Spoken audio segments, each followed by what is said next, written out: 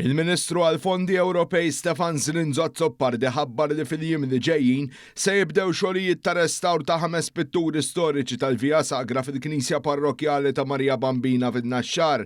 Il-proġett huwa finanzjat minn fondi Ewropej taħt il-programm Leader u għandu l-għanni ħares u jsaħħaħ il-wirt kulturali u reliġjuż rurali. Il-Ministru kien akkumpanjat minn rappreżentanti tal-Gall Majstralu tal-Aqda Kulturali Wirt NAXXAR li se jikkollaboraw biex ix-xogħol jitwettaq skont standards ta' konservazzjoni. Il-proġett jinkludi t-tindif il-livellar u l-konservazzjoni ta' pitturi li jmorru lura s-seklu 18, kif ukoll ir-restawr tal-gwarniċi oriġinali tagħhom.